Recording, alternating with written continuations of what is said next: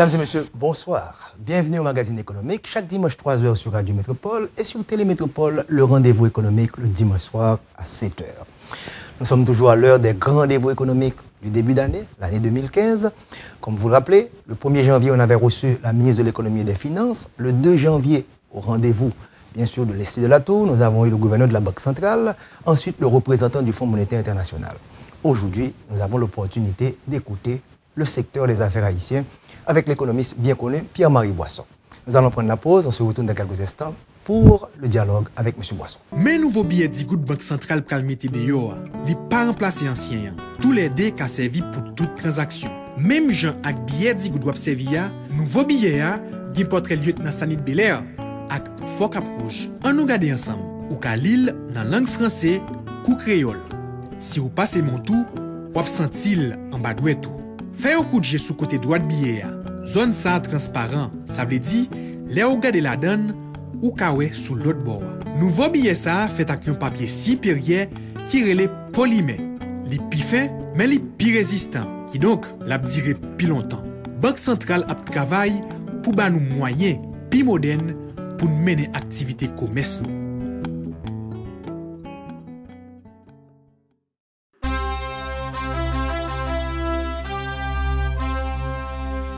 Grâce à gros pour la douane recevoir dans mes gouvernements, li vinn gen plus jèvrine pour le goumen contre contrebande à contrebandier. Sorti octobre 2013, rivé juillet 2014, la douane saisit plus passé 4 millions d'articles en forme. En pile zé, en pile saucisson salami, yo saisi ti poule tout. Quant à poule avarié yo, la douane saisit 285 sacs de 70 kg.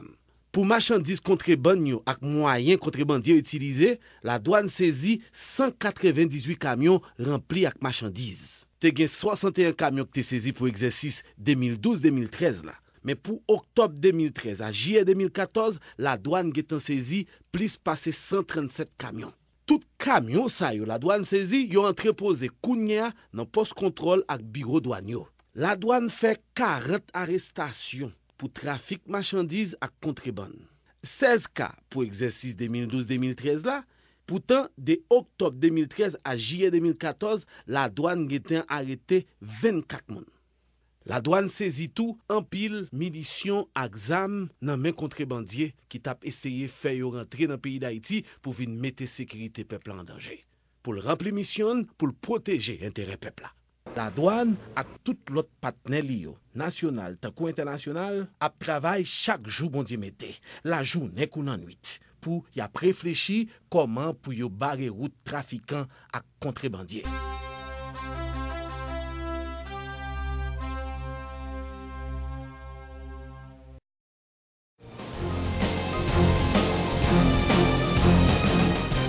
Comme annoncé, nous avons le plaisir et l'honneur de recevoir une nouvelle fois dans notre salon économique l'économiste haïtien bien connu Pierre-Marie Boisson pour analyser l'évolution de l'économie mondiale et l'économie haïtienne. Pierre-Marie Boisson, merci d'avoir répondu à l'invitation et bonne année 2015. Bonne année, Kessler. Je souhaite vraiment une année de renouveau à Haïti. Et à on attend depuis longtemps ce renouveau. Est-ce que c'est finalement cette année? Je pense que c'est une année qu'on ne peut pas rater. Je pense qu'on est forcé de donner un meilleur signal après 100 ans d'occupation et après 5 ans d'après-séisme. Mais vraiment, je suis encore très heureux de pouvoir me retrouver à cette table. Hein? On n'est pas éternel, ça peut ne pas se reproduire, mais chaque année, c'est un très grand plaisir pour moi de me retrouver avec toi, Kessler. Et je pense que le public, les hommes d'affaires, les étudiants en profitent bien. Faisons le bilan. D'abord de l'année 2014, l'économie internationale et l'économie américaine qui a connu une forte reprise, l'euro qui piétine, le baril de pétrole qui chute. Donc il y a eu plusieurs grands événements. Quelle lecture vous avez fait? Parce que je sais que vous suivez ça au quotidien, l'évolution de l'économie mondiale. Après, on verra l'impact sur l'économie nationale. Christian, sans être présomptueux, je dirais que je n'ai qu'une surprise cette année, c'est de voir l'importance de la chute du prix du pétrole. Mais à part ça, je pense que c'est une économie qu'on s'attendait déjà. Bon, j'ai appelé ça le scénario à la japonaise. On s'attendait à ce que la reprise de l'économie mondiale après cette forte crise de 2008, 2007-2008, qui s'est terminée en 2009, on s'attendait à ce que l'économie mondiale et les grandes économies aient une croissance relativement lente. Et le risque, je l'ai toujours dit, enfin je l'ai répété, n'est pas un risque inflationniste, mais peut-être un risque de déflation. Comme ce qui s'est passé au Japon après 1989, donc les années 90 et 2000. L'économie donc a été un peu décevante, on dirait, parce que bon, la croissance avant la crise, elle était de l'ordre de 4% l'an, avec une croissance des pays émergents très forte. Aujourd'hui, la croissance est 3,3 pour l'année 2014, qu'on prédit probablement qu'on aura légèrement différent avec la baisse des prix du pétrole, mais disons qu'une croissance de 3,3 pour l'économie mondiale et une croissance de 3,8 prévue pour l'année prochaine. Et avec une très bonne nouvelle, la locomotive de l'économie mondiale, qui est les États-Unis, ont vraiment ont démontré encore que c'est une économie qui est très, très, très bien gérée et très forte, très diversifiée, capable de rebondir et de répondre à toutes les crises.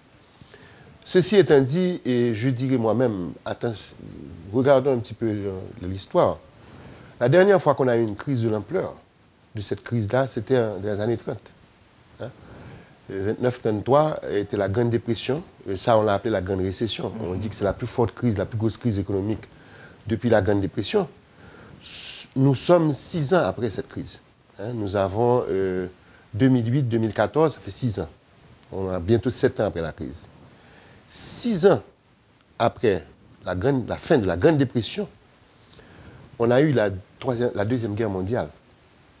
Nous avons eu une commotion qui a été la plus importante de toutes les commotions qu'a connu le monde, avec des millions de morts, avec des chocs économiques, des chocs sur les patrimoines, des chocs sur les actifs mondiaux et des bouleversements positifs aussi, extraordinaires.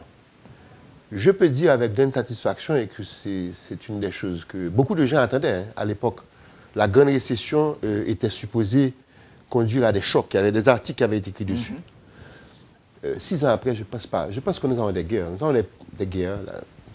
Le Moyen-Orient est très agité. Des zones et des régions, mais pas mondiales. Mais je ne crois pas aujourd'hui qu'on soit à la veille d'une guerre mondiale. Okay. Je pense qu'on a des problèmes, terrorisme, des spots. Et je pense qu'aujourd'hui, on peut dire avec grande satisfaction que les banques centrales des pays leaders, les pays phares, qui sont des pays développés, et les gouvernements ont su, malgré toutes les critiques qui ont été faites, par exemple, aux politiques keynésiennes, et on en a parlé en plusieurs émissions, aux politiques d'inondation du marché de liquidité pour pouvoir empêcher qu'on ait une dépression. Je pense qu'aujourd'hui, l'histoire a montré que ce n'est pas que les risques ont disparu. Il y a encore des risques inflationnistes, il y a encore des risques de retour de bâton, il y a des risques toutes sortes de risques. On a géré des risques tout le temps. Mais aujourd'hui, on n'a pas eu la Deuxième Guerre mondiale. On a une économie américaine qui reprend de façon relativement forte, quand même 5% le dernier trimestre. Prévu 3% cette année. Bon, c'est quand même, par rapport au rythme de croissance de la population, c'est quand même dans l'histoire du monde une des plus fortes croissances du produit per capita des États-Unis et du monde. Donc, les pays émergents, naturellement, eux, commencent maintenant à souffrir. Et là, on peut en parler plus. Avant d'arriver à la conjoncture, et restons un peu sur l'aspect historique. On se rappelle, après la Seconde Guerre mondiale, et vous avez bien souligné la Grande Dépression, il y a eu Keynes qui a émergé avec sa fameuse politique, les années glorieuses. Maintenant, si on prend les 6 dernières années, avec un Bernanke qui a inondé, comment on pourrait interpréter ça sur le plan historique, le travail réalisé par Bernanke pour éviter cette répétition de la Grande Dépression? Il était un étudiant de la Grande Dépression et il a fait ce travail. Comment vous évaluez le travail de Bernanke en ce sens? Historiquement, comment on va lire Bernanke? Moi, je pense que c'est une grande victoire. Mais ce n'est pas une grande victoire pour Bernanke seulement, c'est une grande victoire pour Keynes. C'est du keynésianisme encore? Moi, je crois qu'il faut dire que moi, à chaque fois que tu me poseras la question, je te dirai que je ne suis ni l'un ni l'autre, bien au contraire. Je ne suis pas keynésien, je ne suis pas monétariste, mais je suis pour des gens qui savent ajuster les politiques publiques à la conjoncture et aux besoins des sociétés que nous dirigeons. Il est clair que quand on a des risques de dépression, on devient keynésien. Quand on a besoin de relancer la demande pour pouvoir activer réactiver les échanges qui font la production, qui stimulent la richesse, la création de richesse, à un certain moment, il faut agir sur les leviers qui produisent cette demande-là, les leviers monétaires, les leviers fiscaux, pour pouvoir réactiver l'économie. Et moi, je suis profondément convaincu de ça, et je crois que tu le sais. Mais ça ne veut pas dire que quand maintenant les risques inflationnistes vont se produire, il faut toujours rester à inonder. Il va falloir faire des coups de frein, et les coups de frein ne seront pas faciles, il y aura des chocs, il y aura des récessions aussi. Tout à fait. Et les récessions doivent être des cycles. Tout à fait. Maintenant, Milton Friedman, libéral de son État, disait que le XXe siècle était un siècle keynésien. Il avait reconnu que le travail réalisé par Keynes. Va-t-on dire que le XXIe siècle sera encore un siècle keynésien, en dépit de l'émergence de Schumpeter, avec la création destructive, avec tout ce qui se passe dans l'économie américaine? Comment ces deux personnalités... Il y a une troisième personnalité qui est très importante, qui émerge sur la scène, qui va nous donner la réponse à ça, qui s'appelle M. Thomas Piketty. Thomas Piketty a regardé beaucoup plus loin que le XXe siècle. Il a regardé le XVIIIe, le XIXe. Et il nous annonce que la croissance n'est pas... Les croissances fortes qu'on a connues à partir des Trente Glorieuses et après la Deuxième Guerre mondiale ne sont pas la règle. La règle, c'est les croissances lentes. Et c'est ce qui produit les inégalités. C'est ce qui produit les inégalités. Et ça, c'est vraiment un livre extraordinaire. Et moi, je pense que nous sommes appelés à avoir un siècle à nouveau keynésien. Pourquoi? Parce que nous sommes appelés à faire face pendant encore longtemps aux problèmes créés par la lenteur de la croissance. La lenteur de la croissance, on s'attend probablement pour des années encore, en tout cas. Je ne peux pas prédire pour 50, 60 ans, mais je pense que Thomas Piketty l'a fait. Je pense que le challenge, le défi va être beaucoup plus un défi de porter la croissance à être plus importante pour avoir plus d'opportunités et pour avoir plus de possibilités d'avoir l'émergence de classe moyenne, l'enrichissement de nouveaux acteurs. Parce que sa thèse se repose particulièrement sur l'inégalité. Oui, parce que c'est la redistribution de la richesse. C'est quand même un livre de 950 pages. Ah oui, c'est lourd.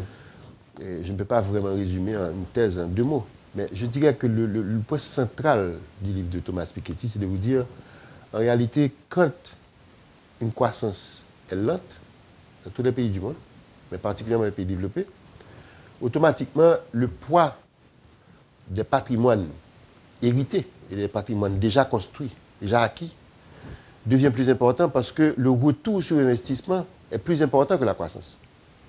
Donc, quand le retour sur investissement, par exemple, est de l'ordre de 4 à 5%, vous avez une croissance du produit per capita de l'ordre de... Enfin, pas du produit per capita, du produit intérieur brut, de l'ordre de 1%, forcément, les gens qui étaient déjà riches deviennent plus riches. Ils deviennent plus riches et vous avez des difficultés à créer des emplois et à avoir de nouvelles personnes à s'enrichir, à rentrer dans la classe moyenne, à devenir plus riches, etc. Donc vous avez des problèmes maintenant qui débordent sur des problèmes sociopolitiques parce que vous avez des creusements d'inégalités.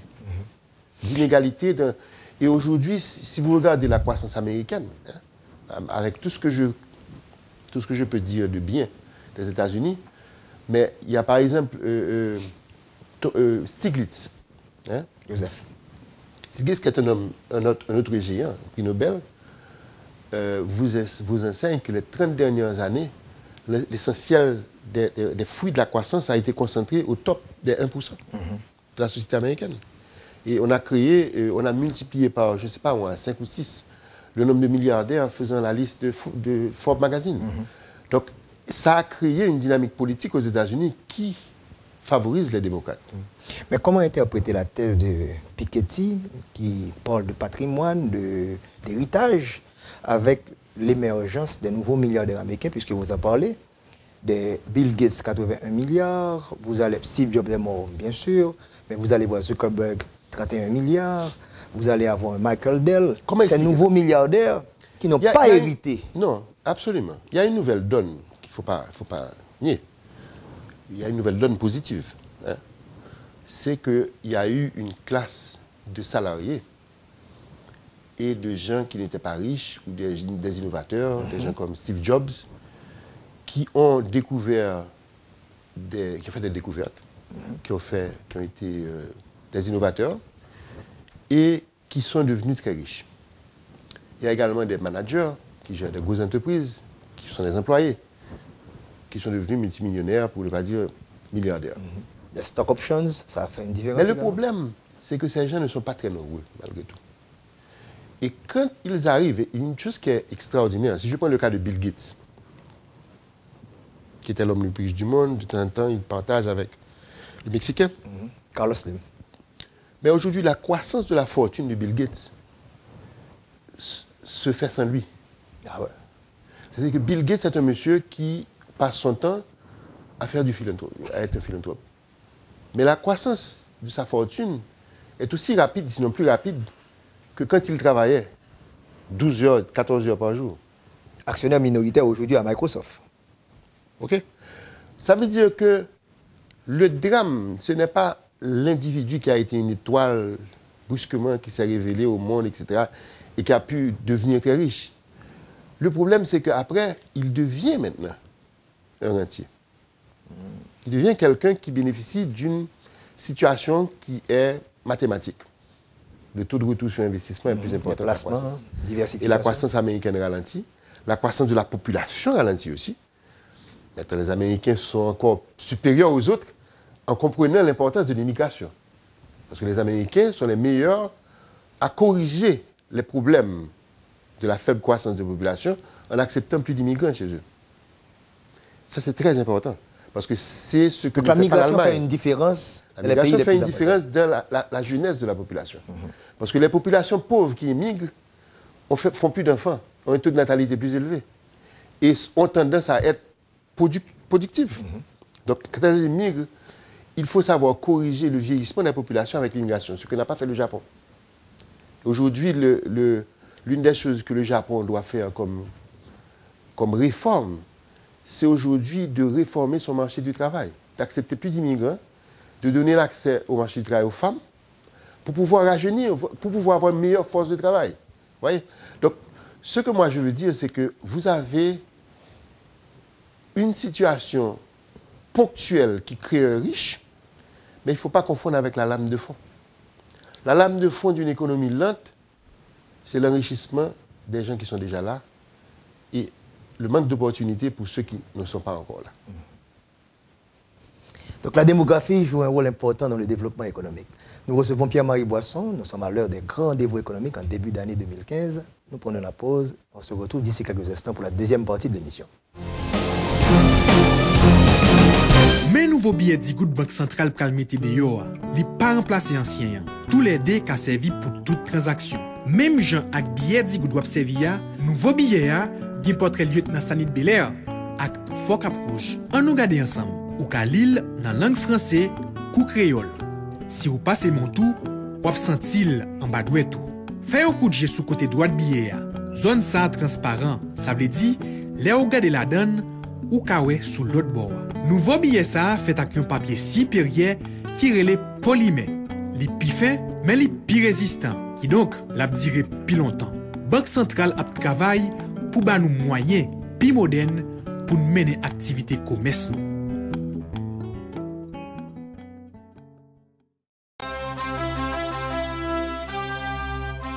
La douane voye fait tout le monde connaît que c'est dans bureau douane que moun ak marchandise gen doit passer ni sous frontière ni l'autre côté. Côté ça yo bien identifié. Genyen douanier ak agent sécurité la douane qui là pour bay service. Tout moun ka essayer passer marchandise en bachal dans l'autre côté sous frontière, c'est contrebande y a fait. La douane vle di tout moun l'a saisi marchandise ak tout camion ka passer sous côté. Et moun qui concerné la fait arrêter yo pour y aller devant juge qui là pour ça. La douane a profité rappeler tout moun. Bodro la douane, c'est dans banque pour y aller payer ça. Ou bien dans espace la douane mettez spécialement pour ça. Et là où fin payer Bodro, exigez récit qui dit ou payer. Parce que année ça, tout pouvoir l'État a continué correr la douane pour faire coucou rouge derrière contrebande à corruption. Puis Koumaon, Zanana Koupengwe, veillez zonou. La douane a appliqué la loi contre tout le monde.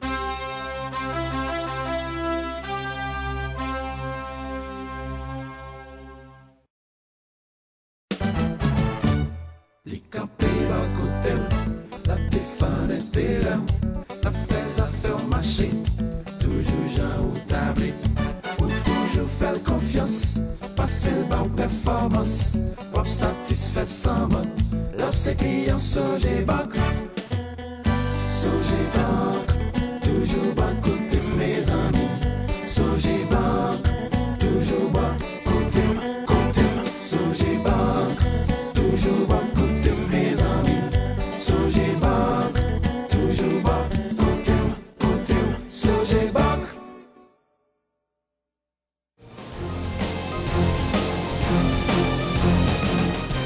Voilà, vous suivez le magazine économique sur Radio Métropole, chaque dimanche à 3h, le rendez-vous économique le dimanche soir à 7h sur Télémétropole. Notre invité, maintenant, il est devenu également une icône de cette émission. Chaque année, il est avec nous pour nous donner le point de vue du secteur des affaires sur la situation économique mondiale et nationale. Pierre-Marie Boisson, on disait en première partie que le pétrole a fait une grosse différence. On en a parlé déjà en plusieurs fois dans l'émission. Mais le monde financier se rattache maintenant à ces produits, les commodities. Est-ce qu'il y a un danger? Parce qu'on a vu tout ce qui ça peut se faire de manière positive. Les Américains ont pu, en pouvoir d'achat, les consommateurs américains ont gagné près de 40 milliards de dollars américains. Ça augmente le pouvoir d'achat, ça va donner un booster à l'économie. On pense que ça pourrait même favoriser 1% de croissance. Mais comme financier, le forward market, les spéculations, qu'est-ce que ça va apporter comme problème? Vous savez, la caractéristique des commodities, je ne vais pas aller être trop technique dessus. Mais je vais dire tout simplement pour toi, économiste, que c'est à cause de la faible élasticité de la demande. Par exemple, on peut dire que quand tu viens chaque jour à ton travail, question, tu ne vas pas changer. Ce n'est pas parce que le prix à la pompe change que tu vas dire « Ah, aujourd'hui, je n'ai pas Radio Métropole ». Tu as la même demande, quel que soit le jour. Donc la consommation de pétrole à travers le monde tend à refléter des patterns, des modèles de vie qui sont assez rigides. Et donc, la plus grande partie de cette consommation-là est inélastique par rapport au prix. Donc, ce qui fait que quand il y a des chocs d'offres, il y a une volatilité des prix extraordinaire. Parce que la demande n'est pas responsive. Hein? Et c'est vrai pour beaucoup de choses. C'est vrai pour le blé, c'est vrai pour beaucoup de choses. Donc, les mouvements de prix dans les commodities tendent à être violents. Ceci a une conséquence pour la gestion des entreprises. Parce que, tu sais, quand moi j'étais à Investment Officer, par exemple, à la Société financière internationale, la variable la plus importante quand tu calcules est-ce que tu vas faire un investissement ou pas, est-ce que tu vas faire un prêt à quelqu'un, c'est le prix de sa marchandise. Parce que le prix peut faire varier le bottom line du simple à rien du tout, ou bien du simple au double, ou bien... Il y a une grande volatilité du résultat d'une entreprise au prix et le résultat d'une économie. Prenons l'Amérique latine. Une grande partie des économies latino-américaines sont, malgré tous leurs succès macroéconomiques et autres, mais sont quand même liées à des denrées bien précises. Hein, le cuivre. Pour le Chili. Pour le Chili. L'Argentine, on sait bien. L'Argentine. Les produits alimentaires. Voilà, le Brésil. Les produits alimentaires, le Brésil. Et qu'est-ce qui se passe? Quand vous avez eu l'entrée de la Chine, qui a quand même 1,4 milliard d'habitants, 1,5 milliard, bon, c'est le cas de la population. Enfin, c'est pas le cas, mais disons c'est 20% de la population mondiale. Quand la Chine s'est mise à se développer et à faire passer des gens de la zone rurale à la zone urbaine, ça a fait exploser la demande pour certains produits. Les métaux notamment. Parce que quand on vit en ville, on a plus de voitures, on a plus d'usines, on a plus d'industries. La demande des métaux a explosé, la demande du blé a augmenté, parce que les gens se sont mis à consommer, au lieu de consommer des céréales brutes, se sont mis à consommer de la viande. La même quantité de calories produites par une vache demande 7 fois plus de céréales que quand tu consommes les céréales elles-mêmes. Donc la demande de blé a explosé, la demande donc, des céréales en général, et il y a eu une explosion des prix de ce que produit l'Amérique latine et l'Afrique.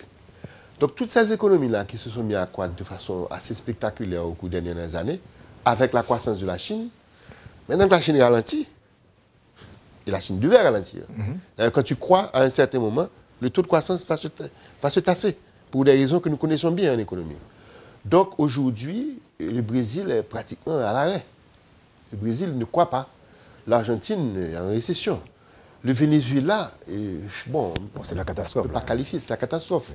Mais même le Mexique souffre, même si que le Mexique est tout près des États-Unis, donc beaucoup plus diversifié. Mais est-ce que ces ralentissements, ces contractions ne vont pas avoir des conséquences sur les finances maintenant, sur les systèmes bancaires en particulier? C'est certain. Cette connexion, je vais le faire Il y a avec des vous. connexions. La finance suit l'économie réelle, même si en réalité elle est une variable autonome en elle-même. Mais quand même, quelque part, je dis toujours ça, quand on critique le système bancaire, il ne faut pas de crédit. Je dis, ne faites pas de crédit à quelqu'un qui n'a pas d'argent. Si la personne n'a pas une activité qui marche, mais c'est la même chose au niveau mondial. C'est-à-dire qu'automatiquement que ceci va se passer, il y a toute une série de flux de capitaux qui traversaient du nord au sud, qui ne vont plus traverser parce que Les fameux pétrodollars. il y a des ramifications entre la baisse de la demande agrégée, par exemple, même le Pérou, qui est l'économie la plus florissante des dernières années. Mais, écoutez, le Pérou aussi est aussi lié au secteur minier. Donc le Pérou ralentit, le Chili ralentit, l'Argentine est en récession, le Mexique ralentit, le Brésil ralentit. Vous avez fait le tour de la question en termes de grosses économies. Donc forcément, qu'est-ce qui va se passer? Et bon, les investisseurs, ils vont cesser. Donc vous allez avoir maintenant des problèmes. Des nations qui étaient devenues créditrices, qui avaient équilibré leur budget, vont devenir déficitaires. Parce que leurs revenus ne suivent pas. Et politiquement, c'est beaucoup plus difficile d'ajuster les dépenses que les revenus. D'accord? Donc, il va y avoir des situations brusquement de déséquilibre. Il y aura des situations de déséquilibre dans d'autres zones du monde aussi. Donc, la façon de régler ces problèmes-là, c'est la diversification. Mais aujourd'hui, la plupart de ces économies ne sont pas diversifiées autant qu'on croit. Le cas de la Russie, c'est extrêmement grave. Les recettes Russie, pétrolières, la les Russie balances est un commerciales. pays, c'est un cas d'école. C'est un cas d'école. Voilà un pays qui a voulu, pour être un petit peu audacieux, je dirais, faire renaître l'Union soviétique. Puisqu'il y a à peine un an, Kirchner, de quoi on parlait? La peur de revoir l'émergence d'une Russie qui envahit ses voisins, qui devient comme l'Allemagne, hein, qui envahit, qui commence à être... Chaque petit pays qui a une communauté russe devient une annexion de la Russie, qui s'est trouvée face à des sanctions, mais la Russie alimentant des pays comme la France, l'Europe, en produit. Donc, bon, ils avaient un pouvoir de chantage. Et puis, brusquement, le pétrole passe de $100 à moins de $50. La Russie s'effondre. La monnaie perd de sa valeur. Donc, la Russie ne peut pas être arrogante. Donc il faut avoir des moyens financiers pour Écoutez, on critique les ambitions politiques. On critique l'arrogance des États-Unis, mais bon, oui. Les États-Unis, c'est une économie qui est autrement plus solide et diversifiée que ces économies avec qui elle est censée faire la concurrence politique. La diversification est un mot-clé. On ne peut pas dépendre, comme le Nigeria, comme le Venezuela, la Russie, l'Iran, simplement du pétrole. Le faire, c'est un choix extrêmement dangereux. Et pour être diversifié, il y a des politiques publiques qui accompagnent ça. Par exemple, il faut avoir une monnaie flexible. Les États-Unis ont une monnaie très flexible. Ils ont su déprécier après la récession. Maintenant, la monnaie reprend de la valeur. Les États-Unis ont, comme je l'ai dit tout à l'heure, une politique d'immigration souple. Aujourd'hui, ça leur crée des problèmes politiques à l'intérieur, des conflits entre partis. Mais il est un fait certain qu'aujourd'hui, vous avez une partie substantielle de la population américaine qui est venue d'autres pays. Donc vous avez une force de travail beaucoup plus forte et beaucoup plus diversifiée. Donc la diversification et la flexibilité, ce sont les différentiels entre la Russie et les États-Unis, selon vous, là? Écoutez, moi j'ai lu un livre il y a peut-être 20 ans, que je citais à une époque dans les interviews, ça s'appelle The Adaptive Economy. Je ne me souviens plus de l'auteur. Les auteurs, c'était des auteurs. L'une des façons les plus sûres d'avoir une économie qui ne va pas s'effondrer, c'est d'avoir une économie flexible. Et une des choses qu'il faut flexibiliser, c'est la monnaie. Quand on a une monnaie fixe, on a un élément en moins dans la politique publique. La deuxième chose, c'est qu'il faut avoir une économie ouverte pour pouvoir diversifier ses sources de consommation, ses sources d'importation. Donc, il faut absolument être capable, et c'est vrai pour un investisseur comme c'est vrai pour un pays. Il ne faut pas mettre tous ses œufs dans un même panier. Là, vous faites encore un coup d'œil à l'équilibre général du fameux John Maynard Keynes. Absolument. Et Haïti n'est certainement pas au même niveau que la Russie, mais nous avons un point commun, un manque de diversification. Absolument. Concentration de l'économie. Faisons la transition. Regardons ce qui s'est passé en 2014 dans l'économie haïtienne. Et On verra bien sûr Petro-Caribé, on verra bien sûr l'impact du pétrole sur Haïti. Donc, comment vous avez pu analyser l'économie haïtienne en 2014? Sans surprise. Je te dirais que je suis sûr que ça doit être quelque part enregistré, que j'avais prédit le taux de croissance de l'économie haïtienne à 3%. J'étais peut-être le seul. Mais les prévisions officielles, c'était 4,5%. 4,5, les prévisions... Une modification à 3,6 en milieu d'année. Et voilà, nous sommes à 2,8. On est à 2,8. C'est pas mal comme prévision. Écoutez, pour quelle raison? Et même quand on regarde les 2,8, d'où viennent les 2,8? Les 2,8 viennent de deux secteurs. Les travaux publics et le commerce. Ouais. On regarde la croissance de l'économie, c'est l'exacerbation. C'est les tendances qui sont là depuis des années, avant le séisme, qui sont en train de se concentrer. C'est-à-dire qu'aujourd'hui, 75% de la variation du PIB réel de l'année 2013 à l'année 2014, donc pendant l'année 2014, a été due, 75% a été due à deux secteurs du PIB. Les travaux publics, pour à peu près 28%, et la différence, le commerce. Aujourd'hui, quand on compare les flux, parce que l'économie haïtienne, c'est deux économies.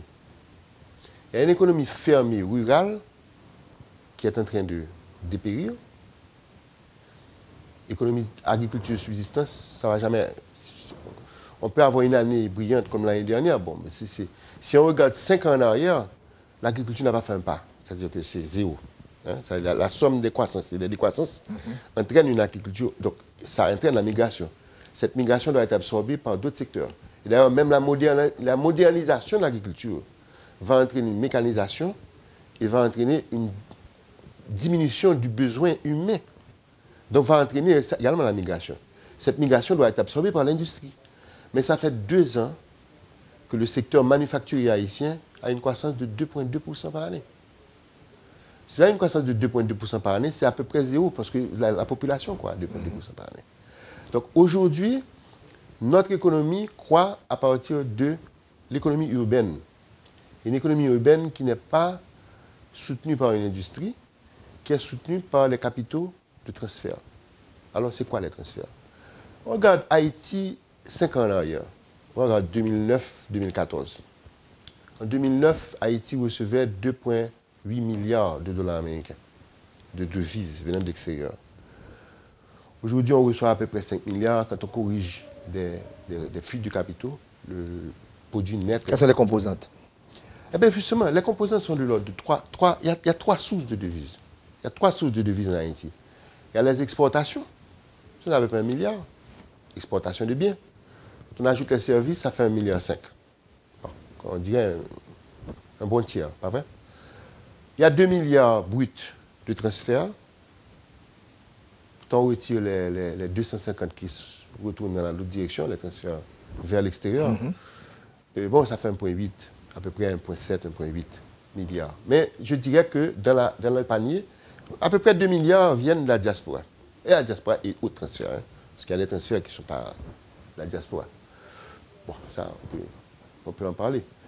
Maintenant, la troisième source, c'est l'aide externe. Mais justement... Qui tend à diminuer. Le problème qui se passe en Haïti, et il y a un bon côté et un mauvais côté. Nous avons eu 2 événements majeurs dans l'histoire d'Haïti. Enfin, l'histoire récente. Les 4 cyclones qui sont passés en 2008, septembre 2008, en une semaine, 4 cyclones, qui ont inondé 10 villes du pays et qui ont produit une catastrophe de grande proportion. Et il y a eu l'entrée de Bill Clinton comme envoyé spécial, il y a eu le Petro-Caribé qui a commencé à être dépensé, parce qu'on recevait de l'argent depuis 2008, mais on n'avait pas encore dépensé. Et puis donc, il y a eu on a commencé à injecter de l'argent extérieur en grande masse. Donc le volume de devises est passé de 2 milliards à 2,8 milliards. Mais maintenant, il y a eu le séisme. Donc on peut parler par exemple du rapport de la Banque mondiale tout à l'heure sur ça. L'importance. Mais le séisme a apporté un bond du volume de devises reçues par Haïti de 2,8 milliards en 2009 à 5 milliards. Maintenant, ce bond a duré 1 an. Mais il a continué à être un peu moins que 5 milliards qu'on recevait, mais à partir d'une transformation de 2 sources de transfert. l'aide externe qui diminue pour retrouver le niveau qu'elle a eu avant le séisme. Aujourd'hui, je vais prendre un exemple très simple. Les dons extérieurs. Les dons à Haïti représentaient... Depuis 2002, à peu près, la Banque mondiale a décidé qu'Haïti ne mérite pas des prêts. Et pour des raisons qu'on peut élaborer. Donc, on nous donne des dons. On nous donne l'argent. Bon, il y a des prêts, mais aujourd'hui, les prêts à Haïti, c'est essentiellement le Petro-Caribé, qui est une autre forme de don. Mais les dons sont passés de 400 millions à 1 milliard 750 millions en 2010. Et ils descendent. Ils descendent. Ils sont aujourd'hui à 500 millions. Donc vous avez 1 milliard 200 millions de moins de dons en Haïti en 2014 que nous avions en 2010. Qu'est-ce qui a créé la différence? La différence a été essentiellement créée par l'aide externe, par les remittances, les transferts de devises, qui sont aujourd'hui 40% des devises que reçoit Haïti, plus que 40%. 40% du brut sont aujourd'hui des transferts de 2 milliards. 2 milliards par rapport à 5 milliards. Pour prendre une perspective, si on remonte à 2009, on recevait 2,8 milliards, il y avait 1,2 milliard de transferts là-dedans. 1,3. Donc aujourd'hui, nous sommes passés d'un tiers à peu près, un peu plus qu'un tiers, à 40%. Donc l'importance des transferts de la diaspora est internationale. Donc c'est une économie qui devient de plus en plus une économie qui vit d'une épargne générée à l'extérieur et qui ne produit pas.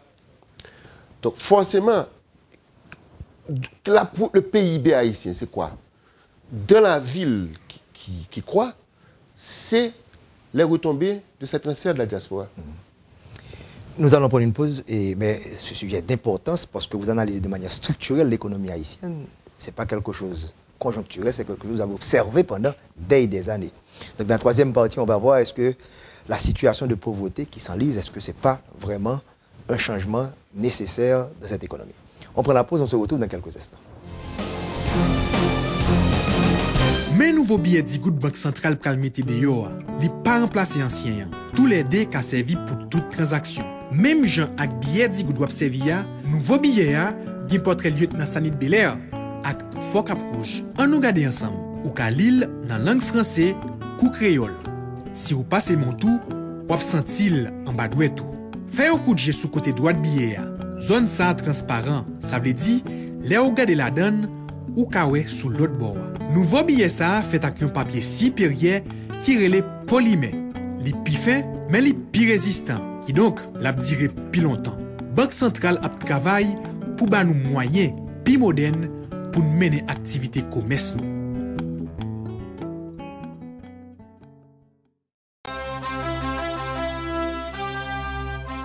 La douane voye fait tout le monde connaît que c'est dans bureau douane que moun ak marchandise gen doit passer ni sous frontière ni l'autre côté.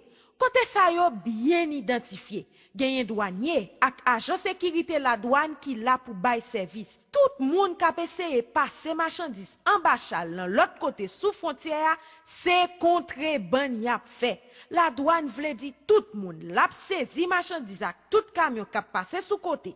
Et moun qui concerné la fait arrêter yo pour y aller devant juge qui là pour ça. La douane a profité rappeler tout le monde. Bon la douane, c'est dans banque pour y aller payer ça.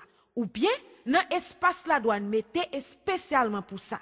Et là ou fin payer bon droit, exiger récit qui dit ou payer. Parce que année ça, tout pouvoir l'État a continué correr la douane pour faire coucou rouge derrière contrebande à corruption.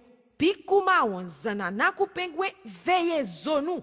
La douane a appliqué la loi contre tout le monde.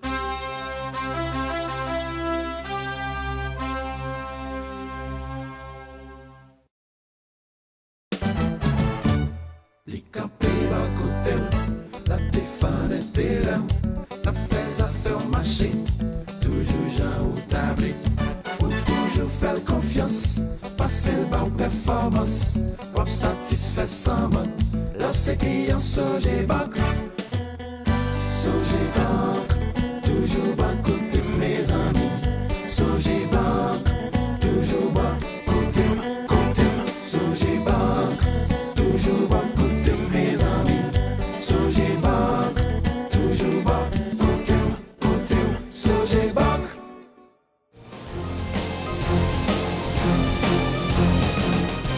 Vous suivez le magazine économique sur Radio Métropole. Chaque dimanche 3h sur Télémétropole, le rendez-vous économique le dimanche soir à 7h. Nous sommes encore à l'heure des grands rendez-vous. On se rappelle, le 1er janvier, on avait reçu la ministre de l'économie et des finances. Le 2 janvier, à l'émission L'Estée de la Tour, c'était le gouverneur de la Banque centrale, ensuite le représentant du Fonds monétaire international. Et aujourd'hui, un point de vue du secteur privé haïtien avec Pierre-Marie Boisson. Ça fait quand même 3e ou 4e émission.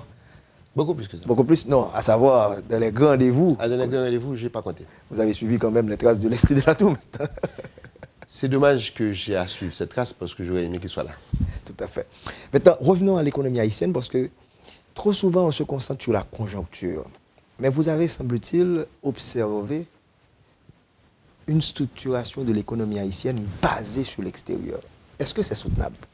Est-ce qu'on pourrait continuer à vivre ainsi avec ce que vous notez, comment on génère des fonds, comment le PIB est réalisé, ces deux économies, une économie fermée, l'économie rurale, et cette économie ouverte, et qui n'arrive pas à soutenir l'économie rurale. Comment on va changer ce modèle?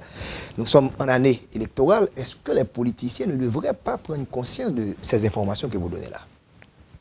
Un parti politique, en Oui et particulier. non. Oui et non. Écoutez, c'est évident qu'un économiste aurait envie qu'il puisse avoir une influence et que ça puisse être écouté, que ce qu'il dit puisse être écouté, puisque bon, je regarde des chiffres. Quand on va parler du rapport de la Banque mondiale, je te dirai en avance qu'une des choses qui distingue un rapport de la Banque mondiale d'un rapport d'une analyse que je fais, c'est que moi, la Banque mondiale appelle un consultant et puis ils prennent des chiffres, ils se s'asseyent à Washington, ils font des visites courtes en Haïti, puis ils écrivent un rapport à partir de ce que la Banque mondiale a écrit. Moi, je vis Au quotidien. ils m'envoient de l'argent, ils envoient de l'argent à Haïti. Moi, je suis sur le terrain. Chaque année, je dois faire un rapport économique. Chaque année, je dois faire une interview avec Christian Farel. Chaque année, je vis où va l'argent de la Banque mondiale. Donc, je sais comment ça se passe. Là, j'ai fait, comme tu sais, Christian, à trois reprises maintenant, une présentation sur 40 ans de mutation de l'économie haïtienne. Récemment, pour l'université. Ensuite, qui a été répétée pour les chambres de commerce, 2 chambres de commerce. L'économie haïtienne, pour des raisons historiques, pour des raisons aussi liées à l'économie mondiale, a une lame de fond. Une lame de fond qui est un succès, qui s'appelle la migration. Aujourd'hui, si on devait calculer les Haïtiens qui ont été générés, qui sont nés dans les 40 dernières années, où ça qu'ils ont contribué, où ça qu'ils ont produit, je dirais que les Haïtiens qui vivent aux États-Unis doivent produire à peu près 30 milliards de dollars. C'est le quart de la population. Enfin, le 5e. C'est 2 millions par rapport à 10 millions qui vivent en Haïti. Les 10 millions qui vivent en Haïti produisent 8 milliards. Donc, 10 millions produisent 8 milliards, 2 millions produisent 30 milliards. Donc, il y a une estimation de la production des Haïtiens dans la... C'est une estimation personnelle. Ok, 30 milliards À versus partir 8 milliards. d'indicateurs grossiers. Yep. D'accord? Mais je suis dans les transferts, comme tu sais. On parle quand même d'une économie de 12 000 milliards. Ouais. Je parle de l'économie américaine. C'est une petite goutte. Ouais. Mais ce que je veux te dire, c'est que, prends le cas d'une famille haïtienne, grosso modo, je dirais qu'il gagne un peu moins de 200 dollars par famille en moyenne, d'après les statistiques. Cette famille-là, elle a 180 dollars de revenus et il y a qui ont beaucoup moins. Dans la zone rurale, c'est beaucoup moins. Elle laisse partir un de ses membres. Ce membre arrive aux États-Unis dans 2 ans, 3 ans après, il est en train de gagner 1500 dollars, 1250 dollars par mois. Donc c'est quelqu'un qui avait une famille qui gagnait 200 dollars, qui a traversé l'océan, s'il n'est pas mort, qui va gagner 10 fois plus. Bon, pas 10 fois plus, 8 fois plus. Donc aujourd'hui, le succès des familles est de faire émigrer l'un de leurs membres et automatiquement, et Paul Collier a écrit un livre magnifique dessus, récemment, qui est sur la migration, automatiquement que la diaspora grossit, il devient de plus en plus difficile d'empêcher aux membres de la famille qui sont restés, qui sont encore vivants, qui sont restés dans le pays d'origine, de ne pas émigrer eux-mêmes. Parce que la famille, les réseaux sociaux vont attirer ces gens-là. Donc ça devient un magnet. Et ces gens, chaque fois qu'ils vont aux États-Unis, la plupart d'entre eux quel que soit l'emploi qu'ils ont, ils vont travailler. Et il y en a qui deviennent politiciens, il y en a qui deviennent millionnaires. Aujourd'hui, la migration haïtienne a été la réponse de la société haïtienne à notre impossibilité de gouverner la terre d'Haïti, pour des raisons historiques. Donc, quand on regarde Haïti aujourd'hui, d'où vient la consommation? D'où vient l'achat de lait, de pain, etc. Bon, écoutez, c'est très simple. Je vous ai dit qu'il y a 3 sources de devises, parce que l'économie urbaine, qui est aujourd'hui l'essentiel de la croissance, l'économie urbaine est une économie de services, qui vit des transferts, qui génèrent des activités commerciales, des activités de services, et qui emploie 80% des gens qui travaillent. Moi, je suis dans la microfinance, j'ai 39 000 clients. Bon, c'est vrai que j'ai 10 000 dans l'agriculture. Mais je peux vous dire que c'est là que se trouve l'activité. Mais cette activité-là, elle est financée par les transferts. Or, 100 $ américains transférés par une famille, c'est 100 $ qui va à sa famille, intégralement. Parce que si vous prenez l'équivalent de ces 100 $ qui seraient donnés en aide externe, il y a peut-être 20 $ qui vont aller à la famille. Le reste va aller en consultant, en achat de pétrole, en achat... On parle de BTP, mais les routes, c'est de l'asphalte. Ce n'est pas beaucoup d'emplois. La construction de maisons qui se fait dans les bidonvilles, etc., oui, ça emploie de la main-d'œuvre. Mais les autres secteurs, bon, ce que glorifie la Banque mondiale comme ayant été... bon, écoutez, c'est beaucoup d'argent. Il y a beaucoup d'argent qui ne va pas bénéficier aux familles. Donc, aujourd'hui, l'effet des transferts sur Haïti est magnifié par l'importance des revenus qui vont alimenter la consommation. Donc, c'est une économie qui vit de plus en plus de transferts. Maintenant, est-ce que c'est bon? Est-ce que c'est bon? Est-ce que c'est pas bon? Bon, nous sommes pauvres, c'est pas bon. Donc, c'est pas bon. C'est pas un bon modèle. Parce que si c'était un bon modèle, on s'enrichirait. Une croissance beaucoup plus forte et des gestes. Mais attention, nous n'avons pas créé l'alternative. Et politiquement, quand nos dirigeants briguent des postes, eux, ce qu'ils voient comme opportunité pour pouvoir faire leur travail, c'est l'aide externe. Les priorités des gouvernants sont de voyager, de faire des conférences de donneurs, d'avoir de bonnes relations avec le Fonds monétaire, parce que c'est là que leur pouvoir d'achat se trouve. Donc, ils vivent de 2 sources. Ils vivent à 2 tiers de ces dirigeants étrangers, et à 1 tiers, ils vivent des importations, parce que les taxes, 75% des taxes, c'est sur quoi? C'est sur l'importation. Or, qu'est-ce qui génère l'importation en Haïti? Ce sont encore les transferts. Qui arrivent, il faut consommer. Donc, 75% des revenus de l'État haïtien viennent de la diaspora indirectement à travers l'impact que ceci a sur la balance des paiements. Est-ce que vous pensez que le prochain gouvernement, le prochain président de la République, puisqu'on va avoir des élections, ne devrait pas se rendre son premier voyage, aller à Washington, rencontrer le président de la Banque mondiale, la BID, comme ça se fait? Il ne peut pas faire autrement? Non, mais c'est le modèle, à savoir d'aller garantir l'assistance externe. Avant l'indépendance, elle vivait d'esclavage. Le drame de l'économie haïtienne, c'est que les esclaves maintenant se sont enfuis parce que, bon, on les a libérés. Ils peuvent pas. L'esclavage est inhumain. Mais brusquement, l'économie de plantation s'est effondrée. C'est pourquoi Haïti était un mauvais modèle à ne pas suivre. C'est qu'on a isolé Haïti. Haïti a été un pays unique dans l'histoire du monde. Mais c'est la même chose. Aujourd'hui, vous êtes dirigeant d'Haïti. Mais vous allez visiter, vous allez prendre connaissance des dossiers. On parle du Premier ministre. Prendre connaissance des dossiers. Qu'est-ce qu'il va voir dans les dossiers? Alors qu'aujourd'hui, l'État haïtien vit de transferts, vit des revenus directs et indirects provenant de l'aide externe donnée par la Banque mondiale, la Banque interaméricaine, le Venezuela, et l'aide externe donnée directement aux familles par la diaspora, qui elle-même est une forme d'aide, de solidarité, dont une partie des effets se retrouve dans l'assiette fiscale. Mais ce n'est pas parce que le premier jour, vous êtes obligé de tenir compte de l'existant, que vous devez prôner l'existant. Maintenant, allons plus loin. On peut prôner l'existant. Il y a des économies qui sont des économies du commerce. Dans les pays d'Arabie, Dubaï.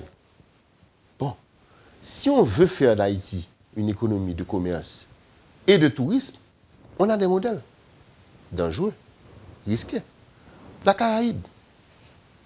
Les économies de la Caraïbe sont trop petites pour être productrices, pour être des nations industrielles. La plupart d'entre eux vivent de tourisme. Mais à ce moment, il faut changer les politiques publiques. Il faut avoir des politiques publiques axées sur l'environnement, axées sur l'accueil, axées sur la police. Mais nous avons une économie où la police est très faible, où fait la faiblesse de l'État, où l'environnement est très mal géré. Donc on ne peut pas développer une économie de commerce et de tourisme avec ça. Donc on pourrait avoir un modèle reconnaissant que nous ne sommes pas des producteurs. Mais aujourd'hui, 10 millions d'habitants, bon, tu devrais avoir autre chose que le tourisme. Ce tourisme ne crée pas beaucoup d'emplois directement dans le tourisme. Il crée des emplois dans les demandes de produits et services d'agriculture, la nourriture. C'est là que se crée l'emploi. Donc tu ne peux pas avoir, dans une nation de 10 millions d'habitants, le modèle économique que tu as dans une nation de 300 000 habitants ou de 150 000 habitants. Tu es obligé d'avoir, si tu veux employer la population et tu veux lui donner la prospérité, il faut développer la production. Aujourd'hui, Haïti, depuis 30 ans, n'a absolument, ils n'ont pas commencé un faisceau de politique publique vers la production. Et quand on parle de croissance, on me dit que la croissance haïtienne, c'est une des croissances les plus importantes de l'Amérique. Mais c'est une croissance basée à 75%, en tout cas entre 60 et 75%, basée sur une économie que je viens de te décrire. Mais la production manufacturière, qui aurait dû être la source d'emploi, elle est à la traîne. Et la production agricole, elle est à la traîne. Donc on n'a pas une économie qui produit. Et on a 10 millions d'habitants employés. Pierre-Marie Boisson, 2015, 5 millions. année électorale, les partis politiques vont se battre. Voilà un diagnostic, voilà un bilan qu'on vient de faire structurellement de l'économie haïtienne. Qu'est-ce qu'un candidat devait promettre à cette population dans l'ordre des choses possibles, hein? Ce n'est pas des promesses à savoir dire on va donner ici. Dans cette réalité, quels sont les choix, particulièrement sur le plan économique? Tu me demandes de faire un raisonnement de ce que je ne suis pas. Peut-être de chercher un contrat pour vous, pour, je ne suis pas un homme pour politique. les prochains candidats. Je ne suis pas un homme politique et je peux dire que c'est un métier que je respecte parce que c'est très compliqué. C'est très compliqué. Parce que promettre, quand tu gères Haïti, c'est très souvent se tromper ou tromper les gens à qui on promet. Parce que pour avoir une économie qui se développe, il va falloir tolérer certaines choses qui sont intolérables. On va tolérer l'inégalité. On ne va pas combattre l'inégalité si on ne crée pas d'emplois. Pour créer des emplois dans un pays risqué comme Haïti, dans un pays où personne ne se presse aux portes, il va falloir développer le tapis rouge pour les investisseurs domestiques et étrangers. Je dis bien domestiques et étrangers. L'investissement étranger Domestique ne vient avant? pas. L'investissement étranger ne vient pas quand dans les couloirs, il parle aux investisseurs haïtiens qui ne sont pas optimistes. Je peux dire que j'ai été quand même fait partie d'un investissement étranger très important qui est e-Power, où nous avons eu besoin de partenaires étrangers, mais il a fallu avoir des Haïtiens un peu fous pour permettre à ces étrangers d'investir. C'est quand même 60 millions de dollars américains. Mais et quand on regarde l'histoire d'e-Power, même l'État, pour qui c'est un succès, ne nous a pas beaucoup aidé à certains moments. Parce que, enfin, je ne vais pas revenir sur l'histoire, mais écoutez, il va falloir tolérer des investissements importants dans l'industrie, dans l'infrastructure, si on veut développer un modèle industriel. Par exemple, on ne peut pas développer une production agro-industrielle ou industrielle si on n'adresse pas le problème de l'énergie en Haïti. Ce problème n'a pas été adressé. Et c'est peut-être la demande la plus forte de la population aujourd'hui à travers le pays. Bon, et écoutez, qui provoque maintenant... la demande de la population est une demande pour avoir le bénéfice de l'électricité. Mais le premier bénéfice que la population doit avoir, c'est des revenus. Alors, pour avoir des revenus, il faut créer des opportunités, il faut créer des emplois. Et pour créer des emplois, il va falloir faire des zones économiques spéciales, comme l'ont fait d'autres pays avant nous. Il va falloir créer des pôles d'attraction d'investissement dans le pays, où Haïti deviendrait brusquement un autre pays du sud-est asiatique. Et ça demande des politiques publiques audacieuses en énergie, une politique monétaire beaucoup plus réaliste que celle que nous avons suivie sous les dictats du Fonds monétaire depuis 30 ans. Écoutez, nous suivons une politique monétaire dans laquelle la seule chose qui est stable, c'est le taux de change. Ce n'est pas possible. Ça ne va pas développer Haïti. Si on veut développer la production, on ne peut pas se permettre d'avoir un taux de change surévalué. On ne peut pas se permettre d'avoir un taux de collection de la production énergétique de l'EDH et de ses usines privées qui est inférieur à 20% de ce qu'ils produisent. Donc l'électricité devient trop chère, elle est trop chère pour le pays, elle est trop chère pour les producteurs industriels. Prenez le cas de la mangue. Quand vous exportez une mangue fraîche, dans le prix de revient, il y a 8% qui est de l'énergie. Si vous voulez transformer cette mangue fraîche en une mangue, des produits dérivés, comme par exemple les jus de fruits, les fruits, les tranches, les frozen également, les frozen, etc. Aujourd'hui, au prix de l'énergie actuelle, le taux, le quotient du coût énergétique dans le prix final est de 33%. Donc, quand un pays concurrent a un prix d'énergie qui est la moitié du vôtre, ou qui est 2/3 du vôtre, mais vous ne pouvez pas faire la compétition internationale. Parce que votre prix de revient n'est pas rémunéré par les prix mondiaux venant de la compétition. Donc, il y a une urgence à adresser le problème énergétique si on veut changer la composition du PIB haïtien. Il y a une urgence à adresser le problème monétaire, donc voilà. Global. Nous allons terminer. Et vous avez dressé quand même un tableau assez sombre, alors que vous disiez que 2015 devait être un tournant. Sur le plan politique, il faut résoudre ces problèmes. Une petite économie. Physiquement, comme vous l'avez dit, le territoire est petit. Une population peut-être trop grande. Comment résoudre ce problème crucial? En quelques mots, pour voir les grands défis de 2016, le prochain gouvernement, le prochain président. En général, les pays qui font un turnover le font à la suite d'une crise. J'ai pensé que la crise du séisme en aurait été une. On l'a raté encore? On l'a raté. Il ne faut pas rater les crises. On a une crise politique actuellement. On aurait dû remettre en question certaines règles du jeu. La Constitution aurait dû être mise en question. Bon, on ne l'a pas raté, parce que je pense que la crise va se résoudre. Je pense qu'il y a eu de bonnes nouvelles. Je pense qu'il y aura de bonnes nouvelles. Je pense que la crise va se résoudre. Mais c'est dans ce sens que je dis que l'année va être une année de renouveau, parce que je pense qu'on va sortir de cette crise-là. Mais pour moi, ce que j'attends que le système démocratique, qui quand même nous donne un président chaque 5 ans, ça c'est une bonne nouvelle. Les présidents maintenant commencent à faire leur mandat. Si les présidents terminent leur mandat et qu'il y a moins d'élections, et qu'il y a moins de domination de l'économique par le politique, il va falloir commencer à penser aux bonnes politiques publiques. Et si on pense aux bonnes politiques publiques, le problème d'Haïti n'est pas si compliqué que ça. Parce que nous sommes à 800 000 marins, à 1200 km, de l'économie la plus performante au monde, qui représente le quart de l'économie mondiale, qui est celle aujourd'hui qui croît le mieux au monde. Donc, nous avons un marché très important pour nos fruits, pour nos vêtements, pour notre tourisme. Il faut revoir le paquet de politiques publiques pour stimuler la production. Et la production de biens et de services, notamment les services touristiques, Haïti a des atouts. Nous pouvons tourner le coin, mais il faut cesser de regarder Haïti comme une terre de mendicité et de continuer à vivre de dons. L'assistanat doit être banni.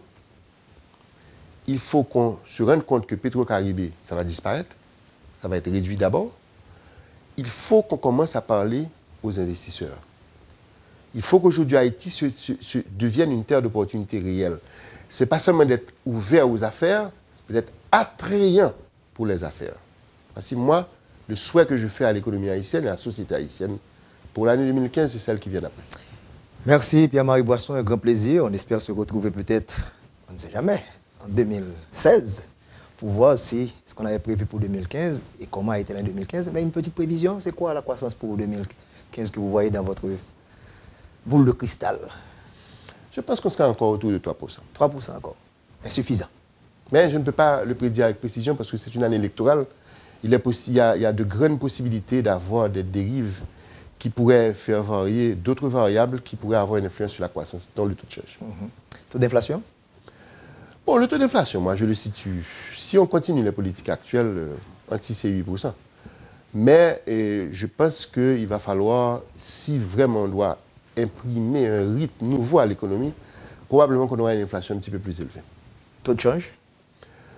Bon, le taux de change aujourd'hui, moi, je l'ai prédit à 48 en fin d'année, mais encore une fois, basé sur l'existant. Et on ne sait pas ce qui peut se passer. Merci bien, Marie Boisson. Merci.